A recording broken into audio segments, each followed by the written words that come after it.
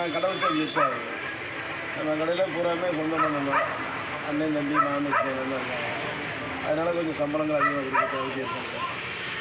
மற்றபடி இந்த ரேட்டு வந்து நான் 5 வருஷமாக இந்த ரேட்டு தான் போடுறேன். கொஞ்சம் ஆட்டோவில் இறங்கும்போது கொஞ்சம் இறக்கி போடுவேன், கொஞ்சம் போடும்போது கொஞ்சம் கூட்டி போடுவேன். 400 போட்டேன், 440 போட்டேன், 450 போட்டேன், 560 போட்டிருக்கேன். போன வருஷம் தங்கம் கொடுத்தேன், இந்த வருஷம் பணமாக கொடுக்குறேன். போன வருஷம் பொங்கலுக்கு 1/2 கிராம் 2 கிராம் தங்க நாணயம் கொடுத்தேன், 2000 பரிசு 1 கிராம் தங்க நாணயம் கொடுத்தேன். அதை டிவியில் லைவில் எடுத்து எல்லாத்துக்கும் போட்டுவிட்டேன், எல்லா பிரச்சனை எல்லாமே இருந்துச்சு. இந்த வட்டம் பணமாக கொடுக்குறேன். பணம்னா எவ்வளோ மக்களுக்கு என்னமா?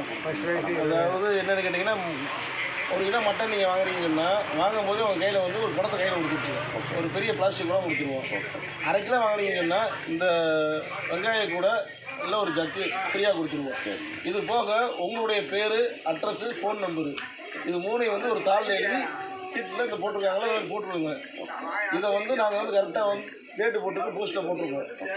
அடுத்த மாதம் 14ஆம் தேதிக்கு குழுக்கள், 19ஆம் தேதி உங்களுக்கு ரிசல்ட் வந்து கொடுக்குற முறையில் வந்து பொதுமக்களுக்கு வந்து இங்கே வந்து வரக்கூடிய கஸ்டமருக்கு அனைவருக்குமே வந்து நீங்கள் வந்து கொடுக்குற முறையில் வந்து இந்த தாட்டி அமௌண்ட்டாக கொடுக்குறேன்.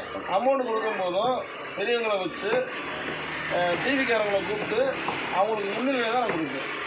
யாருக்கு என்னென்ன ப்ரைஸ் வந்துச்சுன்றவங்க குழந்தை வச்சு எடுக்க சொல்லி அவங்களுக்கு முன்னுக்கு தான் வாசித்து அதை அவங்க ஃபோன் நம்பரை நாங்கள் வாசித்து வர சொல்லி பெரியவங்க முன்னில் ஒவ்வொருத்தையும் பரிசு கொடுத்து அவங்கள வந்து டிவியில் நாங்கள் எல்லாத்தையும் லைவில் போட்டுவிட்டோம். ஸோ எல்லா மக்களும் வந்து 800 700 900 விற்கக்கூடிய கறியை வந்து உங்களுக்கு வந்து 560 நீங்கள் விற்கிறீங்கன்னா அது உங்களுக்கு எப்படி கட்டுப்படி ஆகும்? அப்படிலாம் கிடையாது. அவங்க வந்து கொஞ்சம் ரொம்ப இலசாக இருக்கிறாங்க, ரொம்ப பொடி குட்டியாக இலசா போட்டோன்னே வந்துடும். சட்டை அது தோசைகளை போட்டு அப்படி பரட்டு கறி வந்துடும். நம்ம கறி வந்து எப்படின்னு கேட்டிங்கன்னாக்க கொஞ்சம் தம்பு சத்து சாசியானது. அவங்க வந்து சும்மா 3 வயசு 2 வயசு குழந்தைக்கு என்ன உடம்புல சத்து இருக்குது, அதெல்லாம் வச்சோடனே வந்துடும். வேலைப்பாடு கம்மி, கறி டேஸ்ட்டாக இருக்கும். நம்மது வந்து ஒரு 20-30 வயசு கறி போட்டுருப்பான்.